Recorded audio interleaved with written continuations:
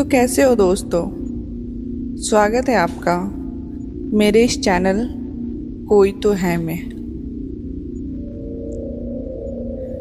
रिश्ते जो होते हैं वो हम ऊपर से ही लेकर आते हैं। माँ बाप का रिश्ता, भाई बहन का रिश्ता, बहुत सारे रिश्ते होते हैं। वो सब हमें ऑलरेडी पहले से ही, हमारे जन्म से पहले ही हमें मिलते हैं। लेकिन सिर्फ एक रिश्ता होता है जो हमें खुद बनाना पड़ता है, या यूँ कहूँ कि जो हमें मिलता है, ऑप्शन मिलता है कि हम खुद बना सकते हैं। बाकी रिश्ते तो हमें ऑलरेडी पहले ही मिल जाते हैं। और वो रिश्ता होता है दोस्ती का रिश्ता, जो हम खुद चुनते हैं कि हमारे दोस्त कौन होंगे, कैसे होंगे। कभी कभी हमें गलत संगत भी मिलते हैं और कभी कभी हमें अच्छी संगत भी मिलते हैं। किसी के चेहरे पे तो नहीं लिखा रहता कि वो इंसान अंदर से कैसा है। तो चलिए, आज की कहानी इसी टॉपिक पे है, दोस्ती। किसी से दोस्ती करने से पहले आप 2-3 बार ज़रूर सोच लीजिएगा कि जिसे आप दोस्त बना रहे हैं वो सच में आपका दोस्त ही है ना। ये कहानी 2 भाइयों की है, अमन और सुमन। 2 भाइयों की है ये कहानी। अमन और सुमन, ज़्यादा गैप नहीं था, एज गैप नहीं था दोनों में। वो दोनों भाई से ज़्यादा दोस्त थे। और फिर अमन और सुमन ना YouTube वीडियो बनाया करते थे। ये अभी की बात नहीं है, ये 6-7 साल पहले की बात है।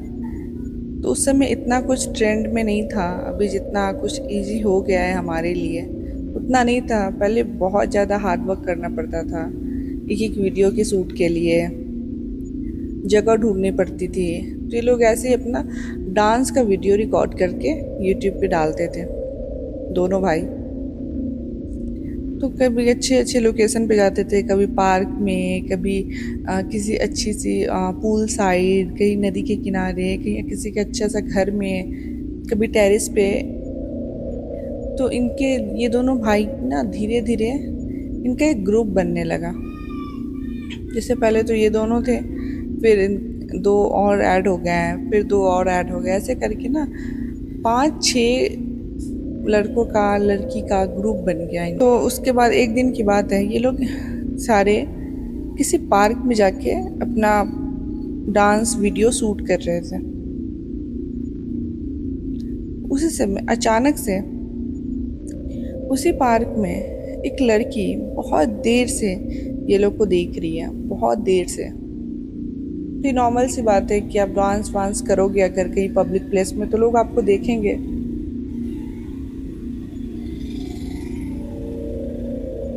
वो बहुत देर से देख रही थी। बाकी सब चले गए, बट ये जो थी वो नहीं गई।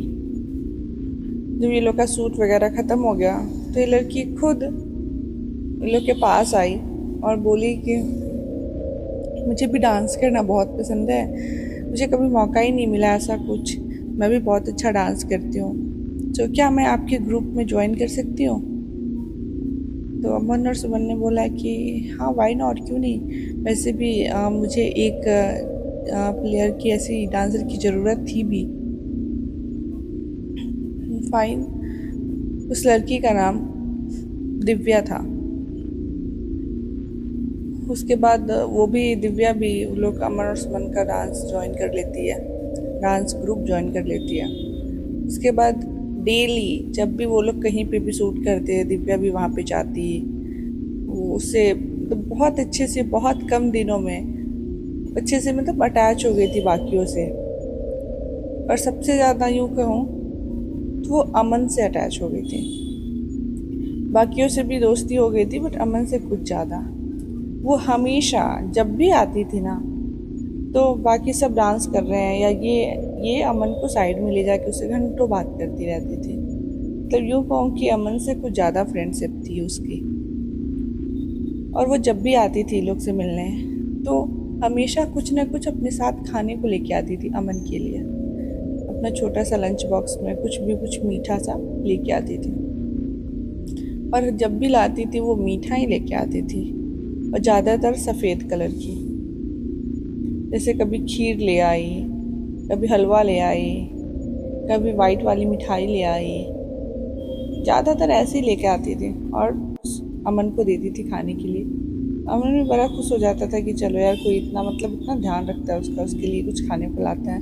आजकल कौन इतना सोचता है, कुछ भी कोई लाता है फट से सबसे पहले डब्बा खोल के मुंह में।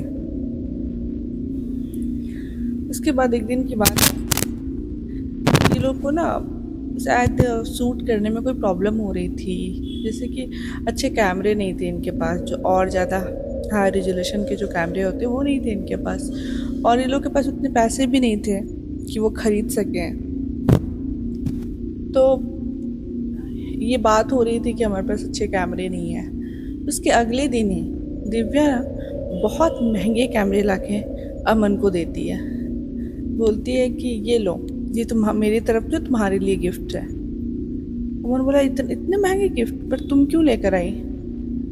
तो दिव्या बोलती है कि नहीं नहीं, ऐसा क्या है, मैं भी तो इस ग्रुप में हूँ ना, अगर कोई ज़रूरत है तो मैं दे सकती हूँ। ठीक है।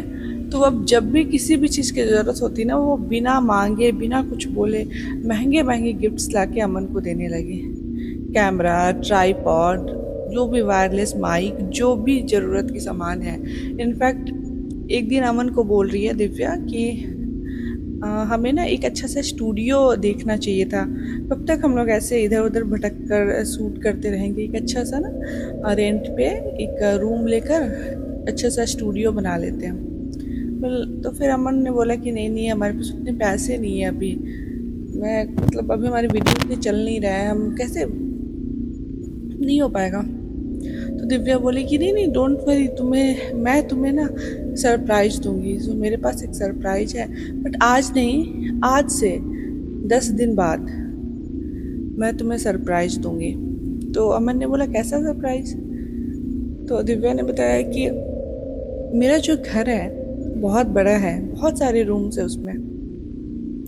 तो एक रूम जो टेरेस पे है वो रूम मैं ना स्टूडियो बना देती हूँ उस रूम में। बहुत सारे रूम हैं और घर में सिर्फ मैं और मेरी मम्मी रहते हैं और कोई नहीं रहता। तो उस रूम में ना मैं स्टूडियो बना लूँगी, और डोंट वरी, मैं बहुत अच्छे से उसको रेडी करूँगी, स्टूडियो में चेंज करूँगी उस रूम को। लेकिन हाँ, एक शर्त है कि जब तक वो स्टूडियो बन नहीं जाता तुम लोग में से कोई भी उसे देखेगा नहीं। जिस दिन फाइनल बन जाएगा, जिस दिन हम वो पूजा करेंगे, स्टार्ट करेंगे, उस दिन ही सब मेरे घर पे आएगा और वो स्टूडियो देखेगा। मैं बनाना चाहती हूँ खुद से।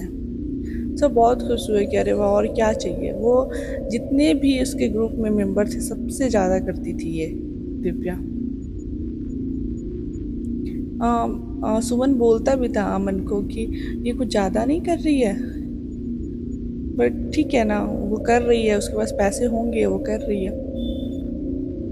फिर जब भी उसके बाद जब भी वो मिलती थी लोग से, तो हमेशा अमन, सुमन या बाकी उसके जो उस ग्रुप के मेंबर थे पूछते थे कि बन रहा है, कैसा बन रहा है, कहाँ तक काम स्टार्ट हुआ या क्या क्या ले ली। तो बोलते थे हाँ हाँ बहुत अच्छा बन रहा है, हमने मिरर पूरे रूम में हमने मिरर लगवाए हैं, बहुत महंगे से ये मंगवाया है, वो मंगवाया है। बहुत तारीफ़ करते थे कि ये लोग और एक्साइटेड हो जाते थे, यार अब मुझे फाइनली देखना है। तो हाँ, बस अब कुछ दिन, बस 1 वीक के बाद तुम लोग देख लेना, ऐसे करके वो बोलती रहती थी। फिर एक दिन की बात है, रात को 1:30 बजे अमन को कॉल आता है दिव्या का। वो बोलती है कि जो अमन बोले कितनी रात को फ़ोन आ रहा है, उठाया तो दिव्या ने बोला कि अमन क्या तुम अभी मेरे घर पे आ सकते हो? तो अमन ने बोला अभी इतनी रात को? और सबसे पहले तो वो दिव्या का घर जानता भी नहीं था, वो कहाँ रहती है उसे नहीं पता था। कभी उसने कभी बुलाया नहीं, कभी बताया नहीं। जब भी ये लोग पूछते थे तो टॉपिक चेंज कर देती थी। तो बोले कि नहीं नहीं, अभी तो नहीं आ सकता मैं।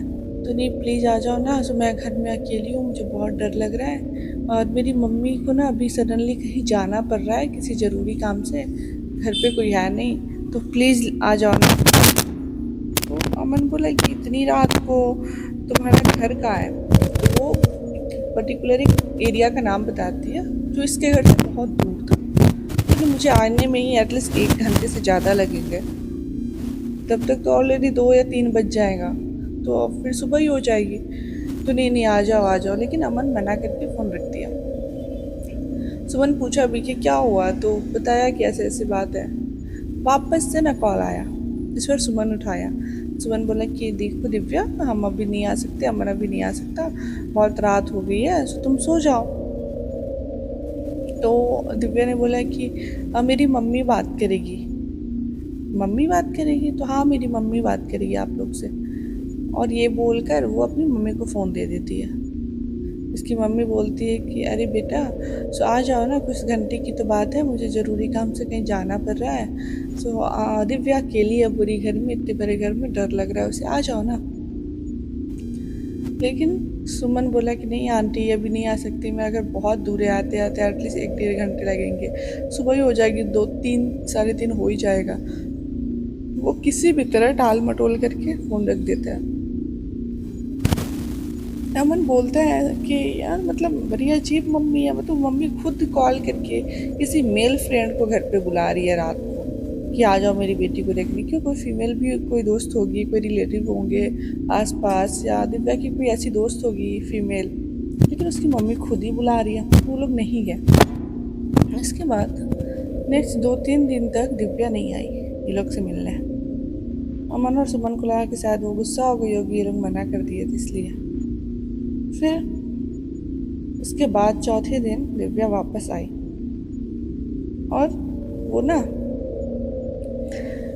एक हलवा लेके आई थी अपने साथ, और बोल आई। उसके बाद उन्होंने अमन को बोला कि वो आज मंदिर गई थी और मैं ना अपने स्टूडियो का पूजा करवाई हूँ, तो मैं प्रसाद लेके आई हूँ तुम लोग के लिए। अमन जल्दी से, वो प्रसाद के नाम पे तो कोई ना नहीं करता है, अमन जल्दी से वो सारा हलवा खा लिया। और एक चीज़ और थी दिव्या में, एक अजीब सी, कि वो ना फुल बाजू का कपड़ा पहनती थी, कभी भी हाफ बाजू स्लीवलेस कभी नहीं पहनती थी, फुल बाजू। और उसे धूप से भी ना थोड़ा प्रॉब्लम थी, बोलती नहीं मुझे धूप से प्रॉब्लम है, मुझे ना ऐसे मतलब जो भी काले वाले हो जाते उसके हाथ, उसके धूप से प्रॉब्लम होती थी, जहाँ धूप देखती थी वहाँ एकदम डर जाती थी वो। पूरा फुल दुपट्टा कवर करके रखना। एक दिन दिव्या आकर बोलती है कि तुम लोग का इंतज़ार ख़त्म हो गया, कल सुबह 10 बजे तुम लोग आ जाना है मेरे घर पे। मेरे घर पे ना फाइनली स्टूडियो बन के रेडी है, घर पे मम्मी एक छोटा सा पूजा रखी है, तो पहले पूजा होगी फिर हम स्टूडियो में एंटर करेंगे, तुम लोग का फाइनली वेट ओवर हो गया। ये लोग बहुत खुश, सारे बहुत खुश हो गए। इसके बाद उसके जितने भी उसमें के उसके मेंबर थे, उस ग्रुप के मेंबर थे, वो लोग बोले कि यार मैं तो नहीं, अमन और सुमन ने बोला कि एक काम करते हैं, पहले हम दोनों जाके कल देख लेते हैं, फिर तुम लोग भी आ जाना, क्योंकि पूजा शायद बाद में थी, ऐसा ही कुछ था, पूजा बाद में थी। पहले इसने बोला कि ठीक है हम लोग पहले जाके देख लेते हैं अच्छे से, पूजा के समय तुम सारे आ जाना, जितने भी उसके मेंबर थे, 5-6 लड़का लड़की थी, तो पूजा तुम लोग बाद में आ जाना, हम दोनों पहले चले जाएंगे। चलो ठीक है। सुबह हुए, ये दोनों भाई अच्छे से नहाए वहाए रेडी हुए, कुर्ता पजामा पहना, पूजा थी यार ऑब्वियसली उसके स्टूडियो की। वो दोनों गए, बाइक सवार गए। पहले तो सबसे पहले दिव्या से एड्रेस मांगे, दिव्या ने फ़ोन पे एड्रेस भेजा, उन्होंने गूगल मैप से गए वहाँ पे, चले जा रहे यार, कितनी दूर है यार, मतलब जाते जाते शहर से एकदम बाहर निकल गया वो लोग, एटलीस्ट शहर से ही बाहर चले गए, तब भी नहीं आ रहा। फिर जाते जाते उन्हें ना एक बहुत पुरानी सी बिल्डिंग दिखाई दी, बहुत पुरानी सी बिल्डिंग। वो एड्रेस उसी बिल्डिंग का था। वो गाड़ी रुकी, ये दोनों गाड़ी पे बैठे हुए बहुत देर तक पहले उस बिल्डिंग को देख रहे हैं कि ये इस बिल्डिंग में इतनी दूर है दिव्या का घर, इतनी दूर से वो आती है वहाँ पे हमसे मिलने। फिर क्या उसके बाद थोड़ा सा अजीब भी लग रहा था कि पता नहीं हम सही एड्रेस पे आए हैं, इतना पुराना घर है पता नहीं। दोनों क्या जैसे दोनों गेट पे गए और गेट अपने आप खुल गया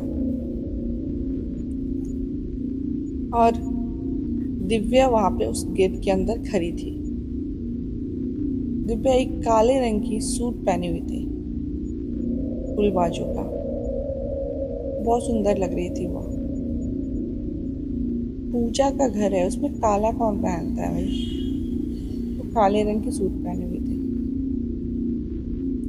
वो अमन को हाथ पकड़ी, बोले तुम लोग आगे आओ जल्दी, और कब से वेट कर रही थी तुम लोग का। तो अमन ने बोला भी कि ये तुम्हारा घर बहुत पुराना नहीं है। बोला हाँ बहुत पुराना है, मेरे दादाजी ने बनवाया था, बहुत पुराना है। ऐसे बोलकर अंदर लेके गई तो पहले अंदर नीचे 2 रूम था, उसके फर्स्ट फ्लोर पे उसके बाद और 2 रूम था, उसके टेरेस पे एक रूम था जहाँ पे वो बनवा रहे थे स्टूडियो। बड़ा सा टेरेस था जिसमें वो अपना पौधे वगैरह लगाई हुई थी और वहीं पे एक रूम था। तो पहले फर्स्ट फ्लोर पे गई, उसके सेकंड फ्लोर पे उसकी मम्मी थी, पूजा कर रही थी, मतलब करने जा रही थी। तो वो दोनों फर्स्ट फ्लोर पे गए, उसके पीछे पीछे दिव्या आगे चल रही है, वो पीछे पीछे चल रहे हैं। तो उन्होंने बोला कि चलो पहले तुम मम्मी से मिल लो, मम्मी काफ़ी वेट कर रही है। तो पहले अमन और सुमन उसकी मम्मी से मिलने गए। तो उसका घर ना एक अजीब सा ये भी था कि उसके घर में ना मतलब जितने भी खिड़की दरवाजे थे वो सब बंद करके रखती थी, मतलब सनलाइट आता ही नहीं था, एकदम अंधेरा अंधेरा घर लग रहा था, एकदम अंधेरा अंधेरा। वो गई, अंदर गई, उसकी मम्मी मतलब वो भी काले रंग की साड़ी पहनी हुई थी उसकी मम्मी। वो जैसे ही लोग को देखी, ये दोनों पैर छू के प्रणाम किए। अरे तुम लोग आ गए, मैं कब से वेट कर रही थी, दिव्या बहुत बातें करती है तुम लोग के बारे में, वो तुम लोग से मिलके बहुत खुश है, मेरी बेटी तुम लोग के बारे में बहुत बातें करती है, बहुत कुछ बात की। लेकिन कहीं ना कहीं अमन और सुमन को ना मतलब अच्छी फीलिंग्स नहीं आ रही थी उस घर में। जब से वो लोग एंटर किए थे वो मन कर रहा था कि नहीं यार हमें चले जाना चाहिए था, मतलब मन कर रहा था कि बस भाग जाए, इस घर से निकल जाए। वो अच्छी बातें कर रही थी, ऐसा नहीं कि कुछ बोल रही है, अच्छी बातें कर रही है, बट अंदर से एक फीलिंग्स होती है ना, एक वाइब आती है जो हमें लगता है, हमें फील करवाती है कि नहीं ये जगह सही नहीं है, यहाँ कुछ तो गलत है। वैसा ही अंदर अंदर हो रहा था, बट फिर भी वो लोग बातें किए। उसके बाद दिव्या ने बोला कि तुम लोग कुछ खा लो पी लो। तो उन्होंने नहीं, पूजा है ना, पूजा के बाद ही हम लोग मतलब फास्ट करके आए हैं, पूजा के बाद ही कुछ खाएंगे। तो उन्होंने दिव्या ने बोला कि ठीक है चलो फिर तुम तब तक स्टूडियो देख लो एक बार। तो ये दोनों गए, ऊपर गए स्टूडियो में, ऊपर लेके गए स्टूडियो में। स्टूडियो सच में बहुत सुंदर बना था, बहुत खूबसूरत था। चारों तरफ मिरर लगा हुआ, बहुत सारे लाइट्स लगे हुए, ट्राइपॉड्स लगे हुए, बहुत खूबसूरत, झूमर वगैरह बहुत अच्छे से सजा के रखी थी। ये दोनों देख के बहुत खुश हुए कि मतलब हमने सोचा भी नहीं था, तुमने बहुत अच्छे से इसको किया है, थैंक यू बोला। तो लेकिन हाँ बस कुछ टाइम बाद ही ना बाकी सारे दोस्त भी आ जाएंगे, फिर हम पूजा स्टार्ट करते हैं। तो दिव्या ने बोला अमन को कि अमन पूजा मम्मी पूजा करवाएंगी ना, तो ना छत पे फूल लगे हुए हैं, तो तुम ना कुछ फूल ला के मम्मी को दे दोगे, मैं थोड़ी बिजी हूँ इसलिए, तो मम्मी को फूल ला के दे दोगे। अमन ने बोला हाँ क्यों नहीं। वो गया टेरेस पे और बहुत सारे फूल लगे हुए थे, वो गया और सोचा कि चलो कुछ फूल तोड़ के आंटी को दे आते हैं। तो जब वो गया वहाँ पौधों के पास, तो एक चीज़ अजीब सी चीज़ थी कि उसके जितने भी पौधे थे सब मुरझाए हुए थे, सारे के सारे पौधे मुरझाए हुए थे। और उसके घर में कहीं पे भी तुलसी जी नहीं थी। सारे फूल थे बट तुलसी जी नहीं थी, क्योंकि आजकल तो हर इंडियन फैमिली में तो पूजा करते हैं, तुलसी जी तो हर घर में रहती है, बट तुलसी जी नहीं थी और सारे पौधे मुरझाए हुए थे। मतलब ऐसा लग रहा था ना कि जानबूझ के उसको मार दिया गया उस पौधों को। तो बहुत पानी डाल डाल के ओवरफ्लो होता है ना, मतलब आप पानी भी हद से ज़्यादा डालोगे ना तब भी आपके पौधे मुरझा जाते हैं, मर जाते हैं। तो हर गमले में ना पूरा फुल फुल पानी भरा हुआ और सारे फूल काले पड़े हुए, सारे फूल काले। लेकिन ये कैसे हो गया यार, मतलब ऐसा लग रहा है कि जैसे कोई रहता ही नहीं है, रहता है तो जानबूझ के मार दिया इतना पानी डाल के। वो फिर भी जो भी फूल थे थोड़े बहुत वो लेकर आया। बोला क्या कि दिव्या ने बोला कि तुम खुद अपने हाथों से मम्मी को दे दो। वो गया नीचे फूल देने उसकी दिव्या की मम्मी को। तो दिव्या की मम्मी ने ना बोला कि बेटा अंदर आ जाओ, अंदर आ जाओ, मैं अंदर पूजा की तैयारी कर रही हूँ, अंदर आ जाओ। तो अमन के पीछे पीछे ना सुमन भी चला गया। दोनों नीचे गए और एकदम अंधेरे, पहले तो रूम था, उसके बाद एक छोटा सा मतलब हॉल टाइप का था, बट हर जगह अंधेरा, मतलब कुछ लाइट्स का कुछ है ही नहीं, एकदम अंधेरा अंधेरा, तो एकदम निगेटिविटी फैली हुई है उस घर में। अंदर गए, अंदर बहुत अंदर, मतलब एक रूम, फिर हॉल, फिर एक और रूम, फिर उसके अंदर एक और रूम, मतलब एकदम नहीं, मतलब छुपा हुआ रूम जैसा होता है ना वैसा। वहाँ लेके गया, देखिए उसकी मम्मी एक रूम में बैठ के पूजा कर रही है अकेले। अब पूरा हर जगह अंधेरा, लाइट्स कहीं नहीं, बस वो जो हवन में पूजा करी थी ना, बस वो हवन की आग की थोड़ा बहुत लाइट्स था। वो गया, फूल दिया तो बोला कि बेटा बैठ जाओ, तुम लोग भी बैठ जाओ इस पूजा में। तो बोला कि आंटी हमारे बाकी दोस्त भी आ रहे हैं और आप यहाँ पे क्यों करवा रहे हो, आप बाहर करवा लो, ये बहुत अंधेरा अंधेरा रूम है। तो नहीं बेटा यहीं पे होगी पूजा, बैठ जाओ, वो लोग भी आ जाएंगे, दिव्या है ना बाहर, दिव्या सबको यहाँ ले आएगी। वो दोनों बैठ गए। उसकी मम्मी काली रंग की साड़ी पहनी हुई थी। वो दोनों जब बैठे हैं तो ऐसा लग रहा था दोनों भाइयों को कि जैसे कोई ना उनको ऐसे दबा के बैठा हुआ है। मतलब अगर वो उठ के भागना भी चाह रहे हैं तो वो नहीं भाग सकते। मतलब कुछ उसकी मम्मी मंत्र पढ़े जा रही है, आंख बंद करके मंत्र पढ़े जा रही है, आग में आहुति दे रही है, और आग में जब जब आहुति देती थी तो इतने जोर से आग की लपटें आगे उठती थी।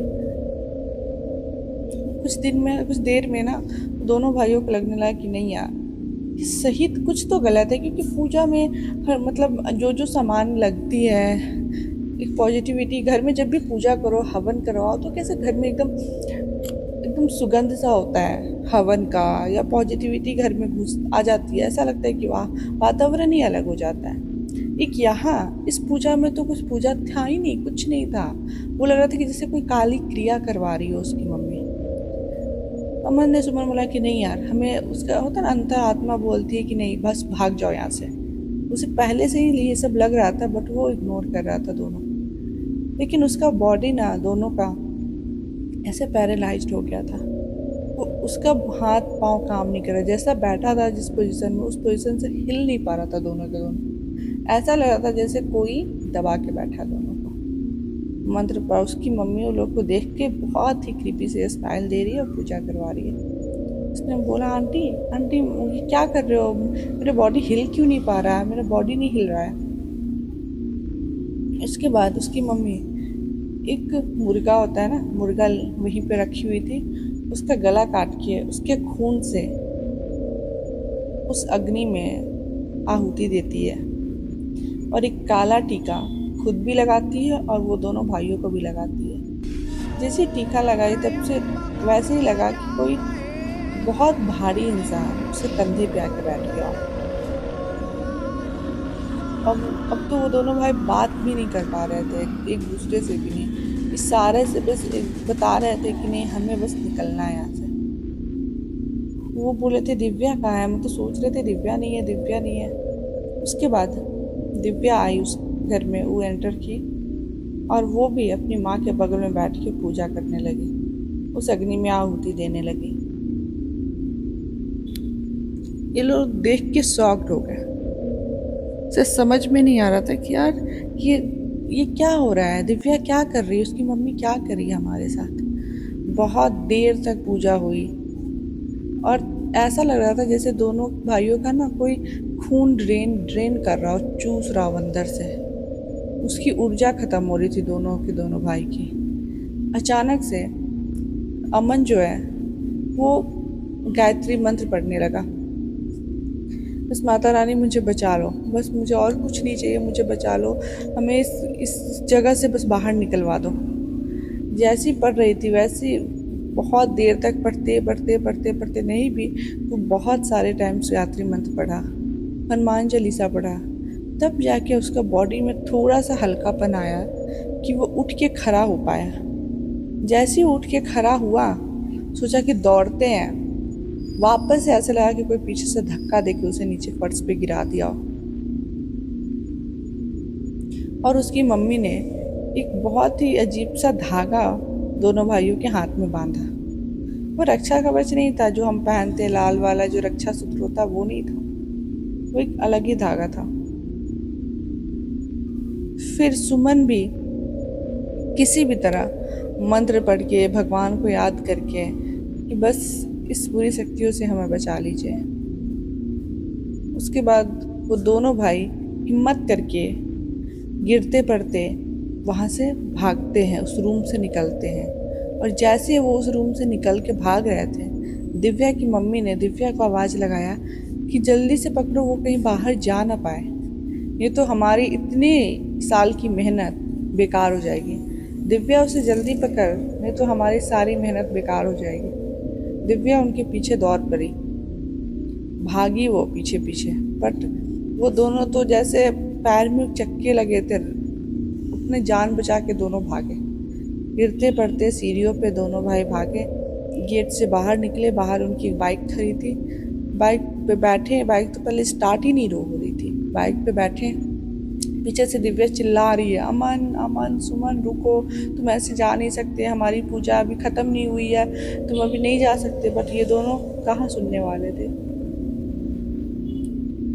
बाइक स्टार्ट हुई, भागे, और तब तक अपनी बाइक की स्पीड कम नहीं की जब तक वो उस घर से दूर न चले गए। वो नॉन स्टॉप 1 घंटे तक फुल स्पीड में बाइक चलाते रहे, पीछे भी नहीं देखे कि पीछे कोई दौड़ भी रही है या कुछ भी। बहुत देर तक 1 घंटे तक फुल स्पीड में बाइक ड्राइव किया। दोनों की हालत ऐसी थी कि समझ में नहीं आ रहा था, सांसें फूल रही थी, धड़कनें बढ़ी हुई थी, जैसे तैसे बस बाइक ड्राइव कर रहा था। बहुत देर के बाद वो लोग जब लगा कि हाँ वो सेफ़ है, वो मतलब अपने शहर के अंदर आ चुके हैं, अपने घर के पास आ चुके हैं, तो उसे एक मंदिर दिखा दिया। जो लोग हमेशा उस मंदिर में जाते थे, माता रानी का मंदिर। उस मंदिर के पास गाड़ी रुकी, हम लोग उतरे और बेहताशा जाके उस सीढ़ी पे जाके बैठ गए। उस मंदिर के पंडित जी बाहर आए, बोले क्या हुआ बच्चों, तुम लोग ऐसे क्यों बैठे हुए हो। तो उस अमन और सुमन ने उस पंडित जी को सारी बातें क्या सुनाई, जो भी उसके साथ अभी घटी थी। उसने बोला कि पंडित जी तो बहुत घबरा गए। पहले बोले कि ये धागा सबसे पहले उतारो अपनी कलाई से, ये काली क्रियाएं का धागा है, सबसे पहले उतारो। ये दोनों सबसे पहले धागा उतारे। वो चंदन अपना जो सर पे टीका लगाए थे काला वाला, वो साफ किए। और पंडित जी जल्दी से गंगाजल ला के उनके ऊपर छिड़के, उनको शुद्ध किया कि जो भी निगेटिविटी तुम्हारे साथ चिपकी हुई है या आई है वो सब दूर हो जाए। पंडित जी ने बताया कि तुम बहुत लकी हो कि तुम लोग बाहर निकल गए, नहीं तो कोई मतलब नामुमकिन था तुम लोग को जिंदा वापस निकलना। कि वो जो थी वो पूरी कोशिश की थी तुम्हें मारने की। वो जो पहले मुर्गे की जो बलि दी थी ना, उसके बाद वो दोनों तुम दोनों की बलि देती। और वो कोई पूजा नहीं कर रही थी, वो काली क्रियाएं कर रही थी। वो दोनों डायने हैं, चुड़ैल है, जो इंसानों को मारकर अपनी आयु बढ़ाती है। वो तुम लोग को जो ऐसा लग रहा था कि तुम लोग के अंदर से कुछ निकल रहा है, ऊर्जा निकल रही है, वो तुम लोग की आयु चुरा रही थी। तुम लोग की आहुति देके अपनी उम्र बढ़ाती, और दोनों के दोनों चुड़ैल है। वो तो अच्छा था कि तुम लोग किसी भी तरह बच निकले, जो मुश्किल था। ऐसे कहीं किसी के बुलाने पे नहीं जाते, और ऐसे किसी से भी दोस्ती नहीं कर लेते उसके बारे में बिना जाने पहचाने। एक दिन में किसी को क्या ही जान लोगे और कैसे किसी को दोस्त बना लोगे। वो बहुत देर तक उस मंदिर में रहे, पंडित जी लोग को गंगाजल दिए, पीने के लिए भी दिए, फिर वो वहाँ के प्रसाद, माता रानी का प्रसाद दिए, रक्षा कवच जो होता है वो बांधे उसके हाथ पे। उसके बाद बहुत देर के बाद वो दोनों अपने घर गए और सारी कहानी अपनी माँ को बताएं।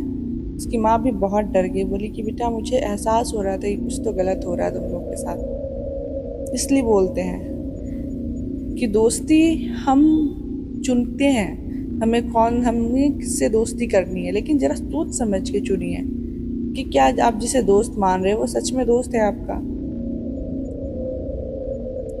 एक दिन 2 दिन में किसी से दोस्ती नहीं होती। और अगर कोई इंसान